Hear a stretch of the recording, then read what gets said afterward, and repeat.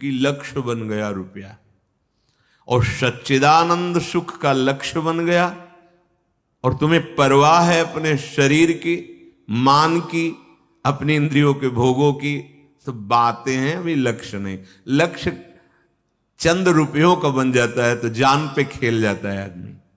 प्रभु का लक्ष्य बन गया, और इतने तुम हासम भर्सन ताड़ना दिशो। बहुत बहुत सावधान होकर सुनिए। जब तुम इस मार्ग में चलोगे, महापुरुष जन के हासम, तुम्हारी हंसी उड़ाई जाएगी, हंसी उड़ाई जाएगी। जब अपने लोग 22-24 के थे तो प्रायः लोग हंसी उड़ाते थे जिधर से देखा। जवान जोगी वैद्य रोगी सूरपीठी घावरे, इन्हें न देख पतियावरे, जा रहे हैं, ऐसे गालियां मिलती थी। कभी कभी ऐसा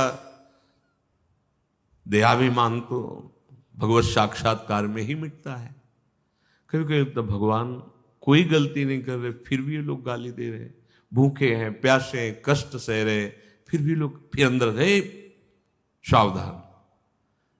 एक बड़े महापुरुष गंगा किनारे मिले, बहुत संतों का हृदय ही माता जैसा होता है, तो उन्होंने कहा, बच्चा ये लाल कपड़े तो पहन लिए, सन्यास वेश था, पर कोई गाली देगा, अपमान करेगा, तिरस्कार करेगा तो रो दोगे?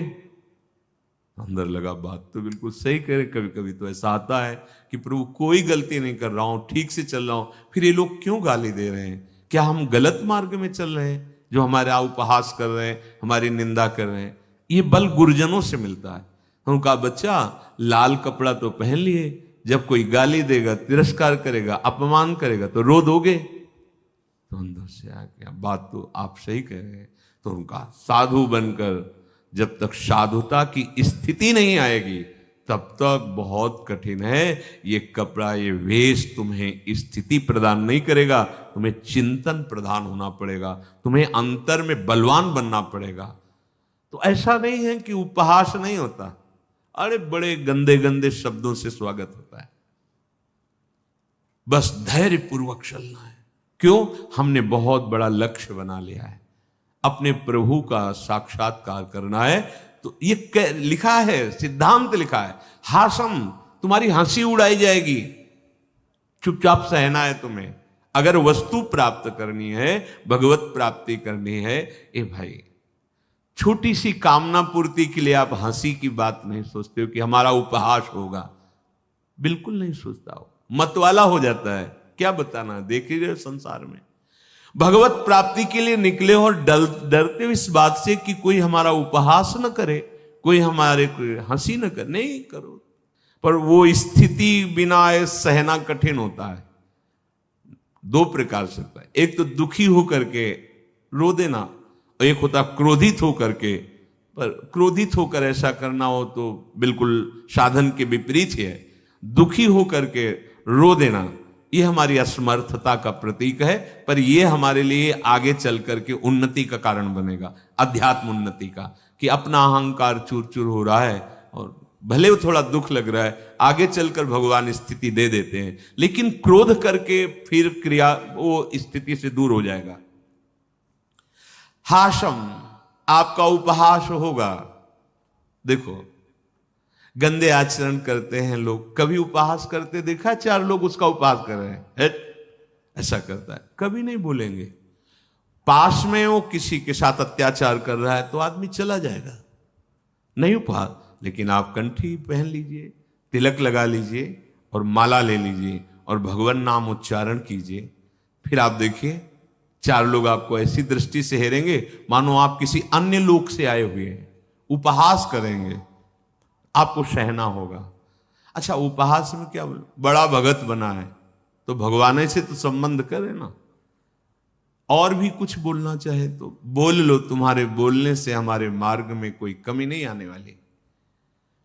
हमको बिल्कुल धैर्यवान बनना है, पक्का समझो। जो सिद्धांत है, आपका उपहास होगा। काफी उपासक तो यही टूटने लगते हैं पहले ही सीढ़ी पे, जहां उनका उपहास हुआ, ऐसा हुआ तो वो लोग सकुचाने लगते हैं। तिलक लगाने में, कंठी बांधने में 4 लोग थोड़ा हंसी करेंगे, हाँ बहुत बुरा कर रहे हो ना इसलिए हंसी करेंगे, डरने की क्या बात है? ये भगवान का स्वरूप है, भगवान की प्रसादी है, भगवान की चरण रज, उनके दासत्व का प्रतीक है। डरने की क्या जरूरत है?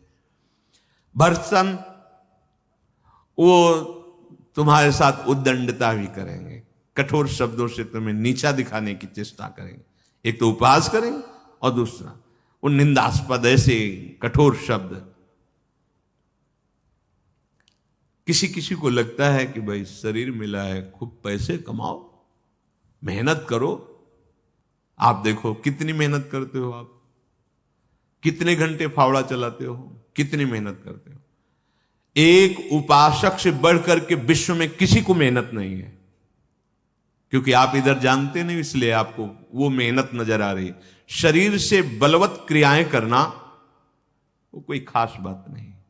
मन को बलात् पकड़ करके प्रभु के नाम में स्थित कर देना, उनके रूप में स्थित कर देना, प्रपंचातीत में स्थित कर देना, यह है बड़ा काम। करके देखो, देखो ना इस मन को 5 मिनट एक जगह लगा के देखो, 5 मिनट। वो जगह होनी चाहिए सच्चिदानंद। एक मंत्र 5 मिनट आप दृष्टि मत हटाइए, 5 मिनट अंदर और बाहर से उसी में देखो कितनी मेहनत लगती है। फिर देखो भजन करना खिलवाड़ समझते हो? जब जो मन आया वो भोग लिया, जैसे मन आया वैसे आप मनमानी आचरण किए और बाहरी सांसारिक क्रियाएं करते हुए आप अपने को बहुत बलवान समझते हो। मैं बहुत काम करने वाला क्रियाशील हूं। जब मन विषयों की तरफ आकर्षित है, रोक लो, यह है बड़ा काम। जब मन धर्म के विरुद्ध आचरण की प्रेरणा करे, रोक दो उसे, ये बड़ा काम है, ये सबसे बड़ा, ये बड़ा काम है। मन को प्रभु में स्थित कर। इसलिए भर्त्सना करेंगे, तुम्हारी कठोर शब्द बोलेंगे, अपमानित शब्द बोलेंगे, आपको चुपचाप सहना है।